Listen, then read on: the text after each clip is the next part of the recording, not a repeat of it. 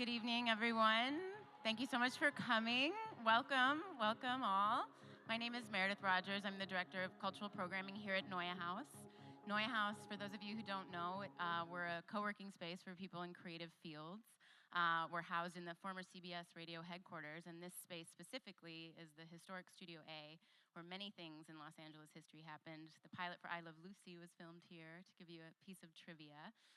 We want to say a special thank you to Alcon Entertainment, Sci-Fi Network, and the National Academy of Sciences for partnering to bring this amazing event to us tonight. We're thrilled to be here to celebrate the Science of the Expanse. You're in for a real treat. It's an incredible lineup of talent here tonight. So for us at NeueHouse, we really believe in the intersection of creative fields, and so working many times with the National Academy of Sciences, the intersection of storytelling and science is something we're so passionate about, and we're glad to see so many faces in the room here are as well. So with that, I'd like to introduce Laura Lancaster of Alcon Television, and have a great night. I brought my Oscar speech, is that okay? So on behalf of Alcon Entertainment and Sci-Fi, I want to welcome everybody to this event tonight. We're really, really proud of this show, and the love it gets from our fans is fantastic. Science is, of course, a huge inspiration for The Expanse, and the writers have gone to extraordinary lengths, which I watch every day, to make this show feel as realistic and as grounded as possible. So we're really excited to dive into the science of the show tonight. We want to thank our panel of speakers who have graciously volunteered their time to join us tonight. Thank you to SyFy, I know you just thanked everyone, the National Academy of Sciences, the producers of the show, the cast that's here, NeueHouse. Thank you everyone for helping us put this on, and enjoy.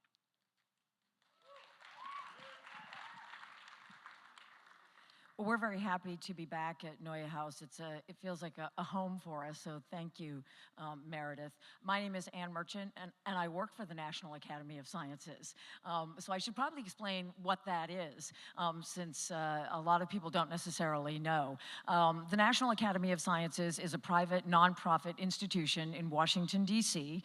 We were created in 1863 by Abraham Lincoln to provide evidence-based advice to the country in order to steer good science policy for the nation. Thank you. You may have actually heard our president reference the National Academy of Sciences in his address to Congress recently. He did this in order to bolster his rationale for immigration policy that he is promoting. He did that by referencing a recent report from the Academy. I don't know that he actually has read that report, but I will say that one of the reasons that we created the Science and Entertainment Exchange is that science is complicated, and the reports that we produce they're nuanced, they're long, they are complicated. But entertainment offers an opportunity for people who will not read our reports to get a glimpse into the pathways of science that give people a new way to appreciate science. A show like The Expanse is an opportunity for people to appreciate science. I am a big fan. I read the books, and I love the show.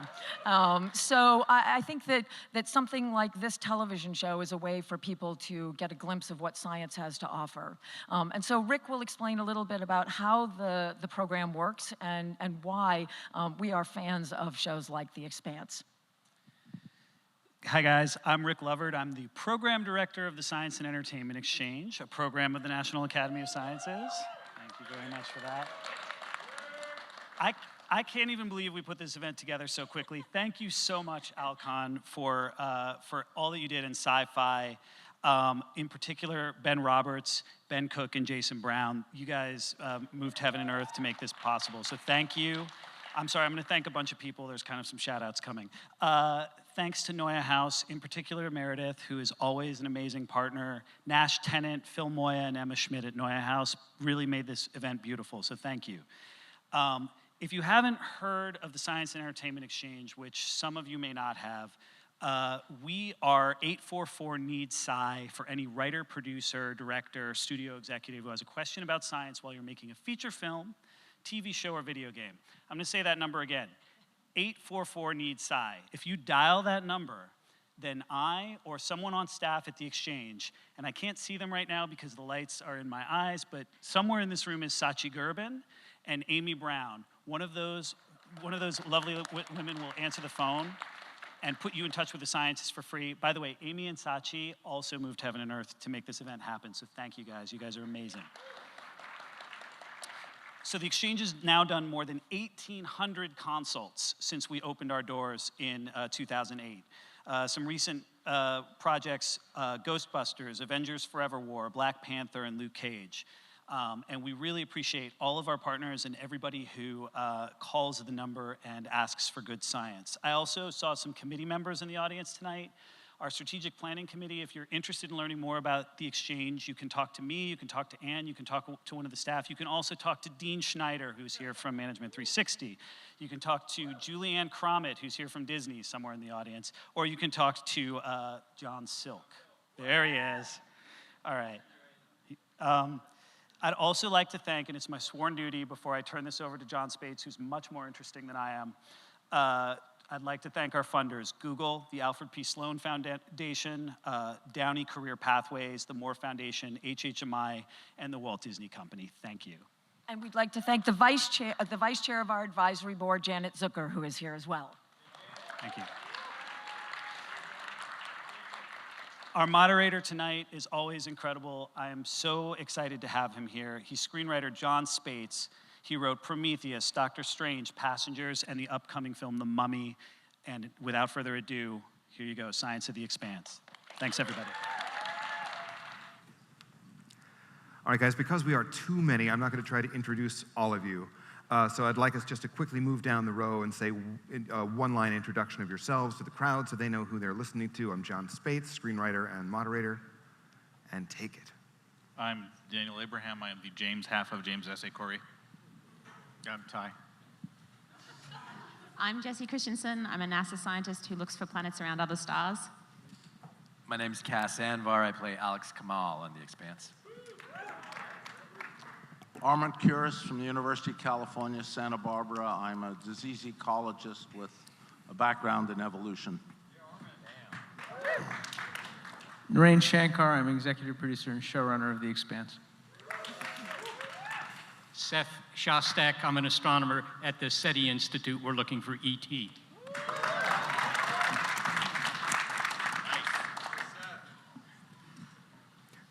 So, Daniel and Ty, I'd love to just begin with you because you have given birth to a universe, which is an extraordinary accomplishment, and from that has flowed everything we've seen here tonight, and presumably much more to come.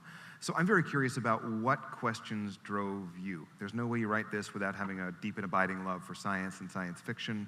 I'd love to hear a little bit about what you guys were reaching for in creating this world. To whom are you addressing that? What were we reaching for when we created this world? So I really liked this book that I read when I was like 9 or 10 called The Star's My Destination by Alfred Bester. And it took place in a solar system that had been fully colonized, and the background of the book is the political tensions between the outer planets and inner planets, and it had sort of a theme of not really a racial divide, but sort of a access to wealth divide that really resonated with me even as a little kid. And it just stuck in my head. And so when I started creating The Expanse initially as a video game way back in the day, that was still stuck in my head, this idea of a fully colonized solar system that was still working through the human problems of access to wealth and poverty and all of that stuff. So that's where it came from. And then when I came into it, it had changed over the course of years into the setting for a tabletop role-playing game. I had written several books by the time I got there, and I was in this universe where Ty had thought through everything. He had thought through the shapes of the corridors. He had thought through how the debt was exchanged from Sirius to the banks on Earth. He had thought through how the political situation informed people's physicality and how that worked reciprocally. And I thought, he's done all the hard part. Let's just write this down. And we were going to sell it for beer and pizza money. You guys have a lot of beer and pizza. It's great because otherwise that would have been a gigantic waste of time. And now you get to be stuck in someone else's head. Some other teenager's going to come along and read your book and create this whole new universe. That'll be awesome. That would be great. I would love someone else to do all the work and then I could read it. That would be cool. I'm looking forward to that. One of the hardest things that you left as a challenge for anyone coming along behind you to make a TV show or film about the universe you've created is that you actually play the science rigorously. There's a lot of zero gravity. There's a lot of long-haul space flight. There's a lot of counterintuitive orbital mechanics. You guys who make the show, and that's all of you because you guys write on the show as well as the books that underlie it. What are the challenges of bringing those things to the screen? And are there places where you've had to make compromises or find workarounds in portraying things that are difficult or impossible to film on Earth? Hey, Narain, tell them all the place you compromised my vision. We compromise Ty's vision as often as we possibly can. I think one of the things that attracted me to The Expanse initially was it was an opportunity to make space and life in space a character, and I think that the show has attempted as much as humanly possible and as much as you can do on a television time frame and budgetary frame. We try to really convey what it's like to be out there. We embrace things that traditionally science fiction has run away from, simply because it's difficult to fly people on wires to simulate zero-G. It's difficult to put people on a ship where they only have weight when the ship is under thrust. But for us, it was really an opportunity to turn space into a character as part of the setting and the backdrop of the show in a way that had not really been done before, really, in television, hardly ever. And we keep constantly referring to Stanley Kubrick in 2001 as one of the few people who's gotten it right. That's kind of what we aspire to on the show. Yeah, and it turned out, so Mark Fergus and Hawk Ostby, who are EPs on the show and who wrote the pilot and are writers on the show as well, it turned out that when they started to understand what being rigorous about this stuff meant, they got really excited about it because they're thriller writers, they're feature guys, and they'd written a lot of thrillers, and they said, the cell phone destroyed the thriller because everybody can just go, oh no, the bomb is in the square, let me call. And then the thriller's over. And when we started explaining things like light delay for communication, they got really excited by that. Like, oh, I can discover the bomb is on the ship, and when I call them to tell them, it takes half an hour for the message to get there. That's fantastic. Once people started to understand the sort of story possibilities that come out of this stuff, they got really excited by it. How many people here have seen season 2 or any of it season 2? You guys watched the most recent one where they were revealing the Epstein drive, the maker of the Epstein drive? Just an example of the danger of space. I'm not going to spoil it for everyone, but this is a flashback sequence that happens, the guy who created the Epstein drive. And what happens to this poor guy in that episode, it just aired. He lives happily ever after. But it's the simple reality of the fact that he's in a ship that is traveling so fast that the gravity force of the engine, which he wasn't expecting, pins him to his seat, and he can't move. And it's being stuck in that kind of that high G situation and not being able to push a button, not being able to move. That's the villain in the story. That reality of that physics is the entire tension of that entire subplot is him against the engine. Newton. It's the whole story. A man crushed into a chair. That's the entire thing. And Ty and Daniel wrote a beautiful novella. But again, it's like the nice thing about The Expanse is that we get to do stories like that most people, I think, have ignored over the course of a lot of drama. It's one of the fun things about the show. there's a radical pivot between season 1 and season 2 that hinges on the discovery that we are not, in fact, quite alone in the universe, but we are accompanied, we are in the presence of alien life in perhaps an unexpected form. And as we have learned minds among us, I'm curious about the question of where you science types think we are most likely to perceive or first encounter alien life, whether that may be informationally, microbially, near or far. I think that's a question for Seth.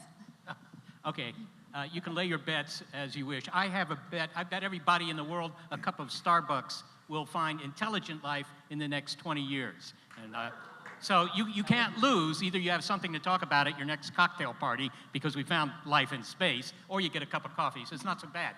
But if you look at where the money is going to finding stupid life, right? Because the presumption of NASA, stupid life means you need a microscope to see it, right? The presumption by NASA and the other space agencies is stupid life is more commonplace than intelligent life, something you can prove to yourself by walking around the neighborhood, okay? Now, so where could you find it? The bets are Mars, obviously, everybody's favorite inhabited planet, but there are 6 other places beside Mars in the solar system, places you can go to in a couple of months or maybe a year or two in a conventional rocket, let alone something 200 years from now, right? Where there might be life, biology, because there are liquids on these places. Moons of Jupiter, moons of Saturn. I don't know that the nightlife is great or the cuisine is adequate, but these are places that you could find life. If you want to find intelligent life, there's TRAPPIST-1.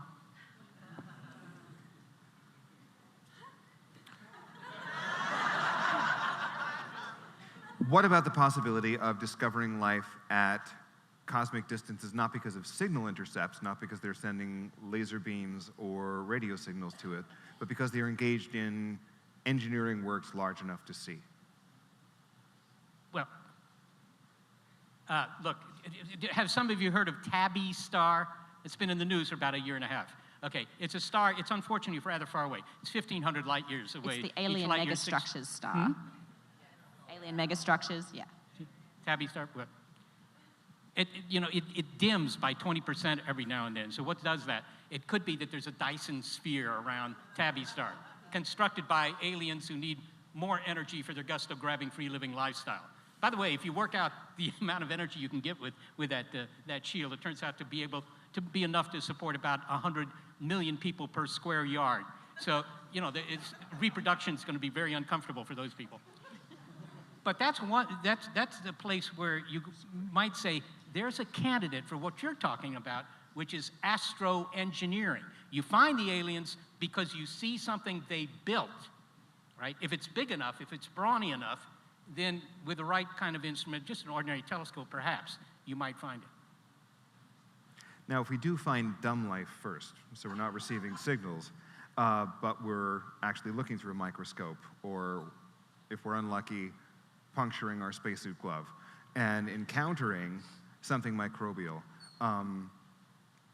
then we might run into the risk that, in fact, if it manifests as a pathogen, microbial life might be in some ways smarter than we are, in that these iterative processes of microbes reproducing, they're short and wide, and they do a lot of math in their way very fast. They're not thinking, they're doing complex calculations, but they are potentially very dangerous to us. And that gets us into concerns of quarantine and epidemiology in closed environments and habitats where we're not used to practicing medicine. What are some of the dangers we're going to run into out there? Oh, yes, sir. The possibility of an infectious agent that doesn't actually infect something in its home world, its home planet, or what have you, that actually regularly exists on Earth. Most of our fungal diseases, human fungal diseases, will do just fine if there wasn't a single human or even any other animal on the planet. They live in the soil, in the water, and that is their real life. That is where they've evolved to live. However, and examples in our real world, histoplasmosis in caves, that wicked amoeba that kills people from swimming pools, Legionnaire's disease, valley fever in California. are all examples of diseases that when they enter a human, they can be a very effective pathogen. We are essentially a petri dish. If they can encounter us, our defenses cannot cope well with them, in some cases at all with them, and they are able to gather nutrition from us. And so those diseases do not have the characteristics that chickenpox, measles, or Ebola have. They don't have a normal host. They don't have a threshold of human density being so low that the transmission won't occur, and we are not evolved to deal with them. So those are real possibilities out there. So because we don't actually occupy a necessary place in the life cycle of these pathogens, we can't defeat them merely by vaccinating ourselves or making ourselves proof No against them. coevolution has occurred or will occur. Their real life is, in fact, if you care about the histoplasmosis fungus, its real life is in the cave. It's sad that for their sake that they're in a human. They'll never get back to the cave. That's a fabulous way of looking at that. It's a bit hard. One of the more interesting biological aspects of space travel is that being out there changes us.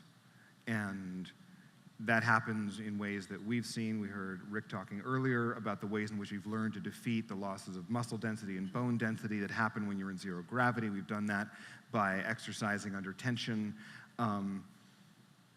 But if people live in low gravity environments in the future, that's very likely to change their physiology fundamentally, and might change the physiology of their children in ways unimaginable until they're attempted. And so it raises an ethical question as we look at the notion of populating a solar system that magnifies a question that we face in real life. The choices we make when we have children become the environment our children are raised in. And so if we decide to move to the far end of the world, or to live in a teepee, or to go into finance, we are creating the habitat that our children will be born into. And those are radically different universes that we can occupy.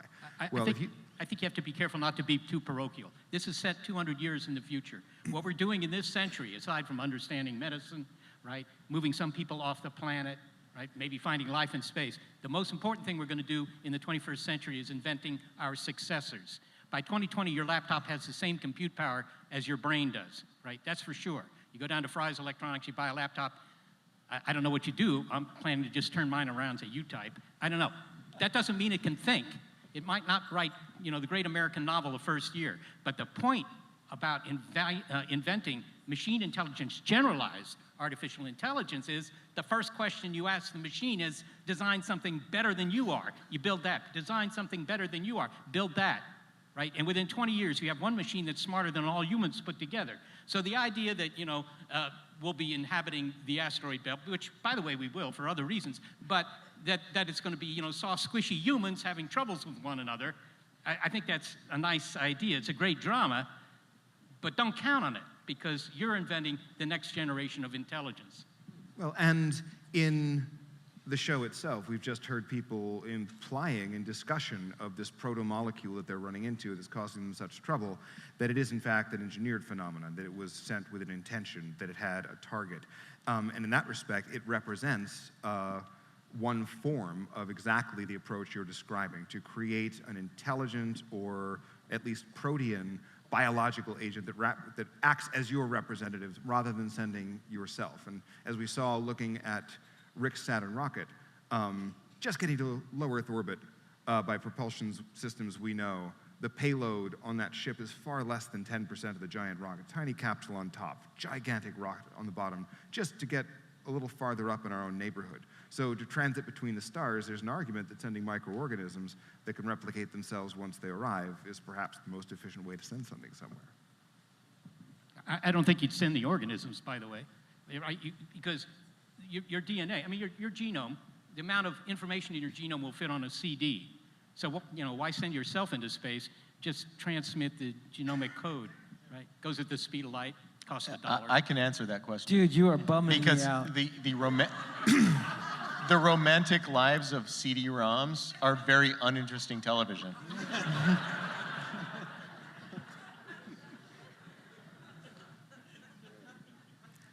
Cass, in the show you play not just a spacefarer who needs to negotiate 25G accelerations suffused with a mystery chemical and zero gravity maneuver, but as a pilot, you're actually dealing all the time with orbital mechanics and the means of moving ships around. You had to have put your head in some interesting spaces to basically learn to simulate those experiences and the experience of piloting the ship. Do you feel like it changed you? What did you bring away from it?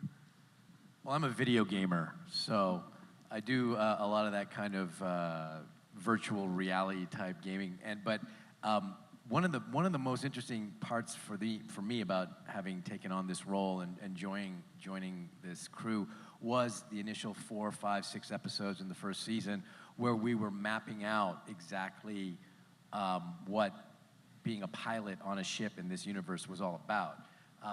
Because it's not Star Trek, it's not Star Wars, it's an incredibly realistic, scientifically based universe. And my big disappointment, and I've said this before, my big disappointment after the night got blown up was, where's my stick shift? Where's my X-Wing fighter flying stick?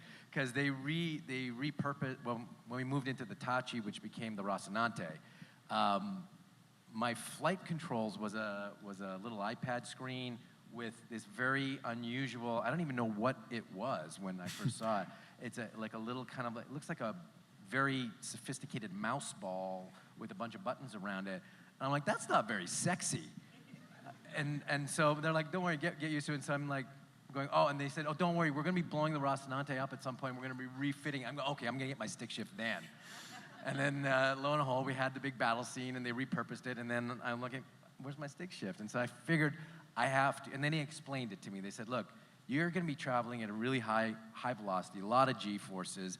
As I described in the previous segment, you can't move when you're moving at that speed. And so that whole romantic notion of, the swashbuckling space pirate that's like, it's not, you're plastered to your scene, you're strapped in by seatbelts, you're lucky to be alive because you've got this injection of this juice cocktail that's full of steroids and Future juice. Future juice, we call it, the white goo. Just to keep your heart from stroking out and your brain vessels from popping. And the pilots in these days, especially the fighter pilots that have to travel at high velocities, changing vectors a lot, they have to be able to fly with just their fingers.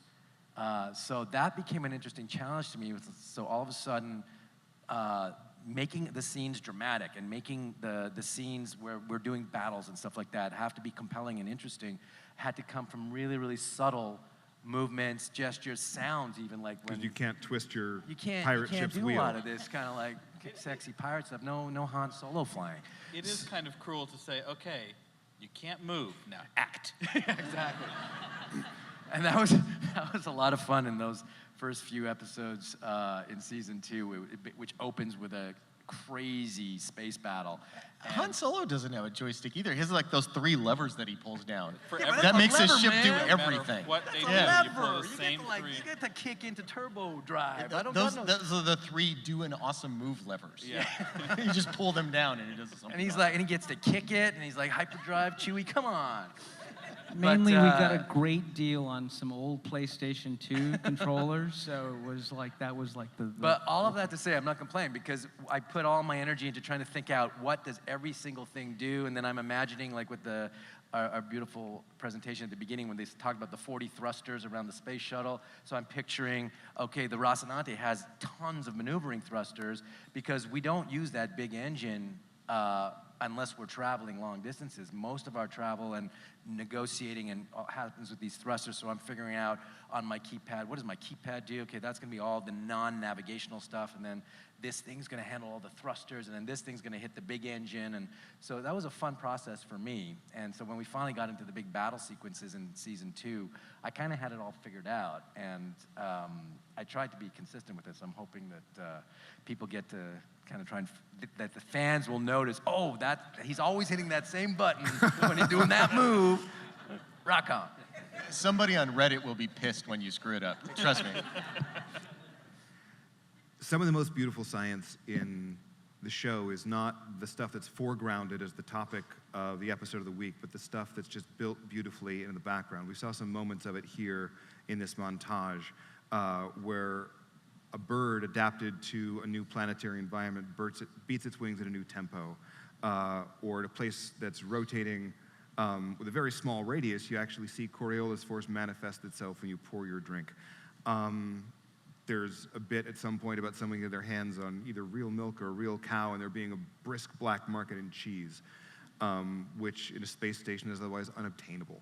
I love those details, and I wonder very much how much of those are generated within the pages of the book, in the writer's room, how much of those come out of the art directors and creative directors' rooms.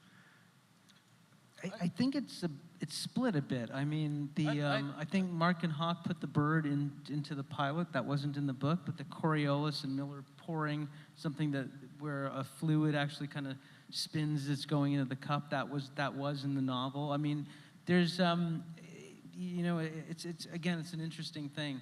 It's like we're all start thinking this way, like how can we imply a world and life in this very alien environment, by that I mean out in space, and just put these little grace notes and touches on things that people see constantly, but that make them feel a little bit different, that take us to a slightly different place, that remind the audience that they're not quite on Earth, that they are with human beings who have the same sort of feelings and emotions and drives, and in spaces that look a little claustrophobic, with a fake sky and a bird that doesn't quite move the way it actually should, and pouring a glass of scotch, which is a familiar thing, but have it drop into the cup in a very unusual way. All of those make it feel both the same and different, which is relatable and yet something special. I think the division I'd say is that the books really help to set the aesthetic, but the imaginations and the applications of that by everybody involved brought their own versions of that in their own moments. I agree with you. I love all those little details. A lot of the execution of it, our incredible visual maestro who does all the special effects, who he's the head of that department, Bob Monroe. I'm not privy to who decides what and who comes up with a lot of the ideas that are executed, but the way they're executed is quite beautiful. If you saw in the sequence that they played right at the beginning, no one's ever really talked about this, but I was so fascinated by it. When we're in the space battle, I don't know if you guys saw, there was a sequence where the Rocinante is under attack and we get punctured by PDCs, these metal projectiles, and you see the bullets go through the ship and they leave this glowing trail of plasma in the ship. And I always was going, what the hell is that? And I'm like, oh yeah, okay, so the whole ship is traveling at incredible speeds in a certain direction. The slag that comes out of it is traveling at that speed, and then I hit the button and the ship accelerates in a certain direction, and all that slag just drops to the ground. Ty and Daniel wrote that specific detail in the script. Did they? It's like that was absolutely and right. It goes so fast. Like it's like we never mentioned. Like I've never heard anyone talk about it. But when I saw that, I was like, these streaks. What the hell is that? And then I noticed they just disappeared when we changed direction. And I thought that is such an amazingly dramatic detail. It's supposed to be superheated pieces of the hull, right, that have been stretched through where the bullet went through, right, and are just sort of hanging there until we change direction. And it is extensively nitpicked on Reddit. It's interesting how... Good to hear. You know you're doing well when you're nitpicked on Reddit. It's really interesting how our visual effects artists, under the direction of Bob Monroe and a huge group of talented people in Toronto, have really embraced this idea. Like, you talked about the bird sort of flying a little bit weirdly. Well, that was incredibly lengthy discussions with an animator whose specialty is animating birds. He researched like high-speed photography of how birds fly, and he imagined how this would work under a third gravity, and so he changed the motion of something that he does normally. And every specialty, whether it is the people who make the glowing pieces of the hull, the people who design the weapons on the Rossi, for example. One of the things that Ty always wanted was when the guns on the Rossi fire, if you look closely, the back of the gun is blasting backwards so that the orientation of the ship is not changed by the momentum of the projectiles being ejected by the gun. It's like all of these things, all of the visual effects artists have really embraced a sort of realism in physics and in visual storytelling that we encourage. They absolutely love it, and so you can see it all through the show. I think that if they're in the ship and they fire the gun, you don't need the back. They're part of the ship. The momentum's conserved. The guy's shoes conserve the momentum. Never mind that. Ty, tell him. Actually, Freshman physics. a projectile weapon is a thruster when you're in space. If you're okay. Science fight's gonna happen right here. Yeah, but I'd like to say something about one of the premises of the film. There are a couple of premises I noticed, even from the clips. In space, everything rumbles, right? I think that's kind of neat. The sound of space seems to be 22 hertz or something like that, which I don't know what that has to do with space, but it's the resonant frequency of your liver. So I think that if you go out into space, your liver will have a good time. Let me say something about the colonization of asteroids, because there is something there. The fundamental problem with the Earth, and you may not have noticed this, is that it's round. It's spherical, so it has the minimum surface area for the amount of stuff in it. In other words, the minimum number of acres to build condos, given all the stuff in Earth. Now, you could solve that problem if you're a developer by just imagining the Earth as kind of a clay ball. Slice it into, round up each of those individual halves, and now you get 24% more surface area, 24% more acreage. But no need to stop there. Just cut each of those in half. Now you get another 24%, and keep doing this, and you get all the acreage you need. And in fact, you don't need to do that because God has done it for you. It's called the asteroid belt, right?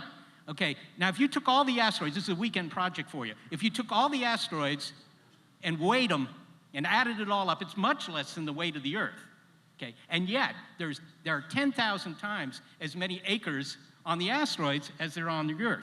And that's the reason why our descendants, if we have any, if our descendants will move to the asteroids. It has the materials you need for your lifestyle. It has the water, it has the metals that you need for the technology, and it has 10,000 times more room.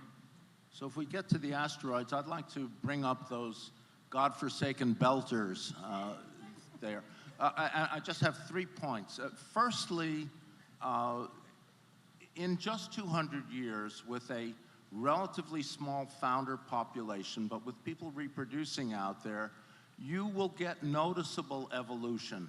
That's actually a realistic possibility.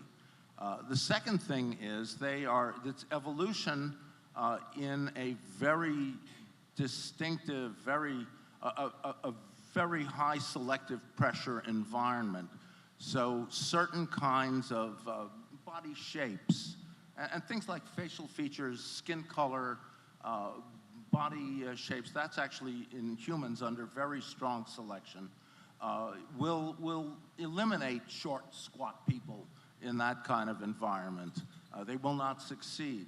And then finally, leaving aside evolution, there's, especially about the thin bones, the bones issue, is actually we have a lot of capacity to alter the structure of our bones.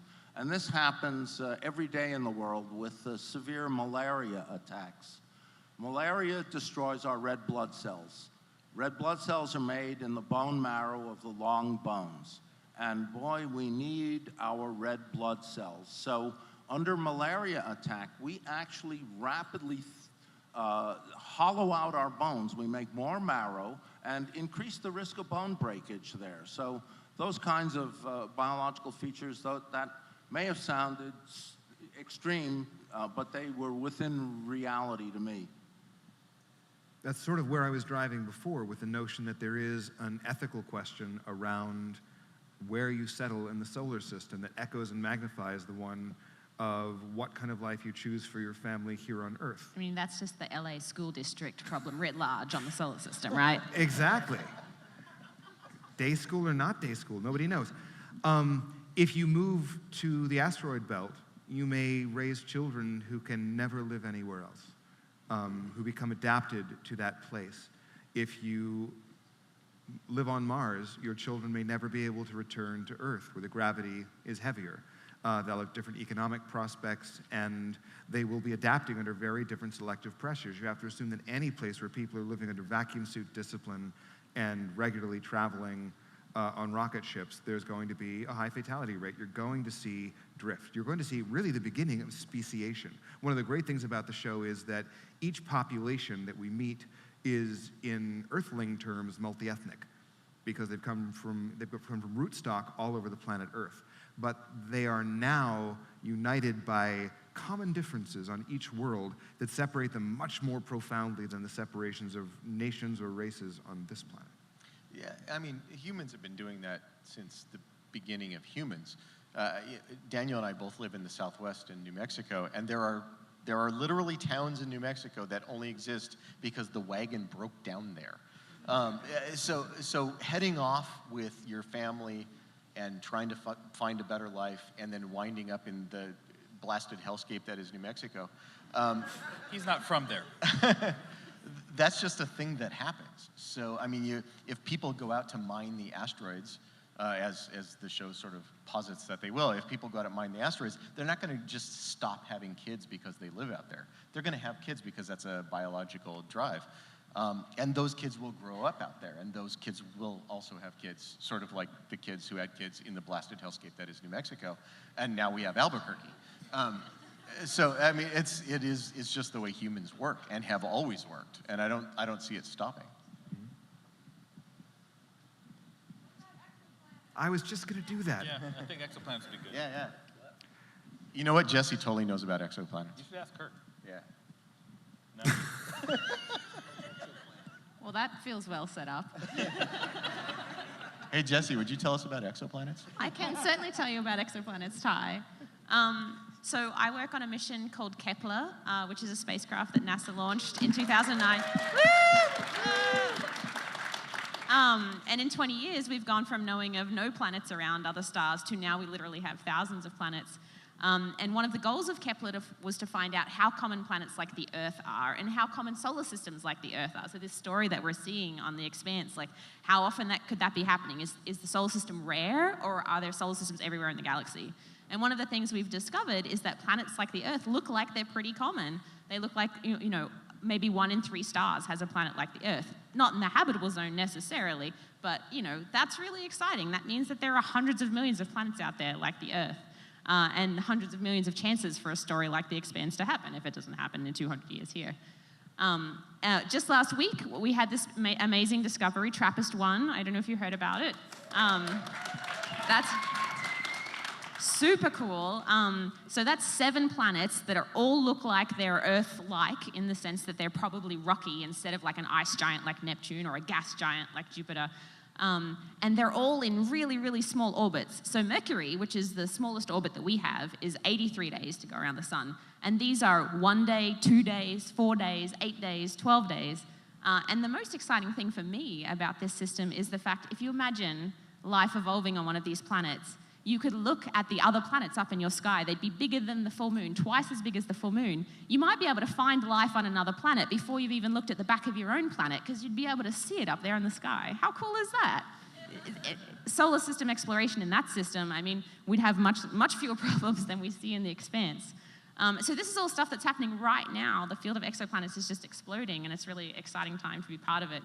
And even though it's a slightly bigger scale than The Expanse, it just goes to show you like how much is out there that we need to explore. I think one of the interesting things about TRAPPIST-1, to begin with, it's rather unlike our own solar system, because you take the inner 7 planets in our solar system, they're not all about the size of Earth. And these are very close. If you want to go to Mars, we've heard it tonight, it takes you 6 or 7 months to get there in a good rocket. To go from one planet to the next in the TRAPPIST-1 system is a weekend, right? So it's much faster. So if any intelligent life kicks up on any of those worlds, they'll all be colonized very quickly. Even if it's not intelligent life, dirt clods kicked off from one planet will infect all the others, right? So there's a federation of planets just 39 light years from downtown Los Angeles, right? I have to say, we've looked at, actually, the TRAPPIST-1, this is a plug, but we've looked at the TRAPPIST-1 system with the Allen Telescope Array, which is our array of 42 antennas, trying to pick up signals from that society, or if there is a society, pick up from that system. And those of you who have a need to know can see me later. I actually have a question about that one. So the crappy little star that they're orbiting, how long is that going to last? Oh, these M dwarfs take a long time to burn through their fuel, and in fact are expected to last for the life of the universe. I don't think a single M dwarf has died yet. All right, so they could actually orbit that crappy little star for a long time? Yes, they could.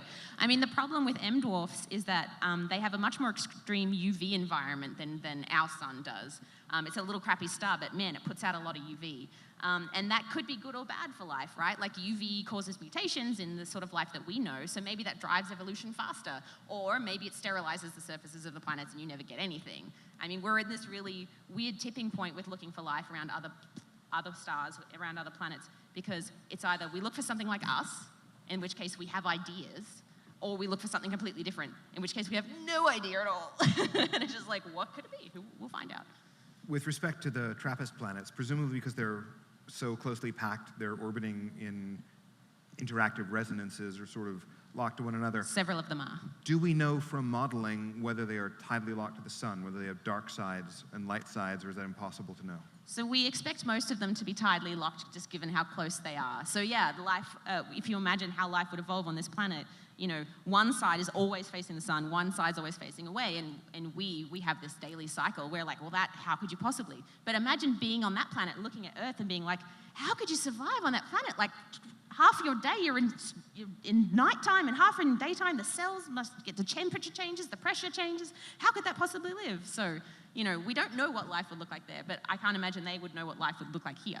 One of the more interesting facts of our world is that our sun and our moon subtend about the same angle in the sky, and Very fantastic they have coincidence. about the same apparent size, which is actually a fantastical accident and very rare. In fact, for a planet as the size of Earth to have a moon that big and just one is nearly unheard of.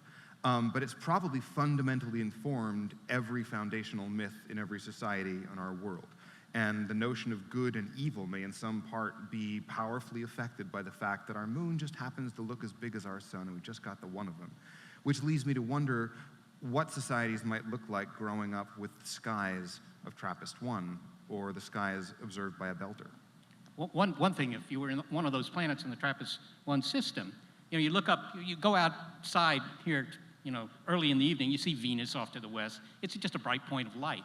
But on any of these planets, you would see the other planets as balls in the sky. And then the nearest other planet would be bigger than the full moon in terms of angular size. So that's pretty interesting. That's like a sci-fi film, right? By the way, I looked up all the moons in the solar system once to see if there was any other world in our solar system where you had that situation where a moon would just cover the sun. And I think I found one for Jupiter, right? But of course, standing on Jupiter is really a hard thing to do. And, and beyond that, the moon was probably shaped like some snack food or something, so it wouldn't make a very good eclipse.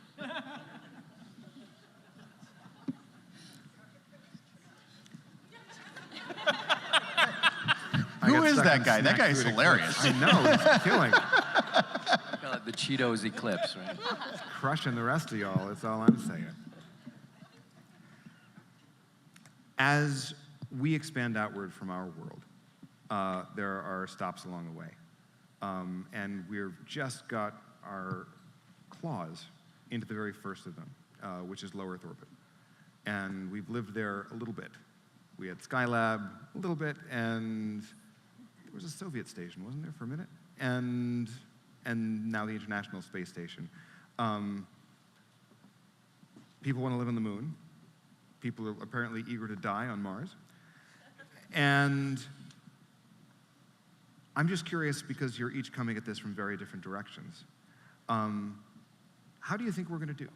Do you think we'll see people living on the moon or on Mars in our lifetimes? What do you think the stepping stones will be? And would you go? People live in New Mexico, so people can live anywhere. I mean, you look even just at what humans have done here on Earth. I mean, even pre-technological societies that have lived in what we would consider horrifically difficult circumstances. The people who lived up in Alaska, north of the polar circle, when they had no technology of any kind and built lives there and actually had societies there. I think humans figure out a way to live just about anywhere if they want to. I think that the question will be technique. I think the things that are holding us back are figuring out clever and cunning ways to do the things we want to do, and we're very good at focusing on that when it seems to be tied to things like mateship or status or all of those things we've been fighting about since we were wandering around the Pleistocene. When our cerebral pursuits line up with our monkey drives. If you just get the monkey to do something and then get the brain to follow up on how to achieve that, I think we can do. I mean, I think a lot of why we got to the moon in the first place had to do with our rocket is bigger than your rocket. Yeah, and our status as a nation is our tribe is better than your tribe. It was all the drive to score with Marilyn Monroe. It really was. So it's worked, by the way. Yeah, right. And to talk a little bit about designing our successors, it would be very interesting to have an intelligence that wasn't formed by the evolution that built our brains and wasn't driven by the same drives that our brains are driven by. But as long as we're doing this with monkeys, like us, it's going to be, I think the thing that we've been talking about with the Expanse, and I think the thing that I probably believe most is the dangers that we find on the moon and on Mars and on exoplanets, if we ever get there, will be the ones we packed with us, and they'll be very familiar. So that even now on the show, we see the drums of war being beaten and what are essentially primate politics playing out between celestial bodies. We've been doing this for a long time, and if you read your history books, it's very familiar, the patterns that we fall into and the things that we do, and the techniques with which we approach them have changed. But the organism, us, we've been muddling along like this for a long time, and I think there is a utopian version in which we continue muddling along kind of like this for a very long time to come. One of the things that makes space travel scary is the fundamental fragility of the Enterprise. We live on planets, and they're very hard to break. And oceans stick to them, atmosphere sticks to them, our life support system adheres to them readily. They're protected, if you're fortunate, by magnetic fields to give you an umbrella against radiation. Very safe places to live. But they're very hard places to get safely down to if you're up there, and very hard places to get safely off of. And the great benefit of being up outside of one of the gravity wells is it's very easy to move around. You harvest an asteroid, and you can take it where you like and build what you like with it, free of the tyranny of gravity.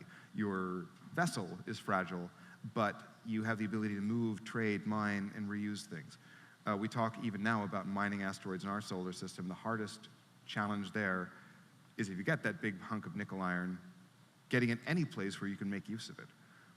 Very hard to get the things down to Earth. So there's a way in which I can see the tribalism that grows as that between the people up in space who can move things around and make things with them, and the people down on planets who need things and are safe, but don't have access to those resources. It's actually really easy to get that big hunk of nickel iron down to the planet. It's just really bad for the people who are down there.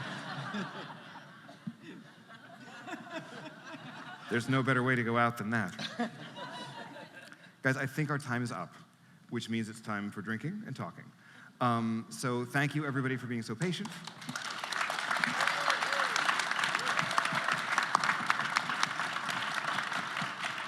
Thank you, interesting people, for being so interesting. And please feel free to mingle or not mingle as you please with our crowd back there. Thanks, everybody.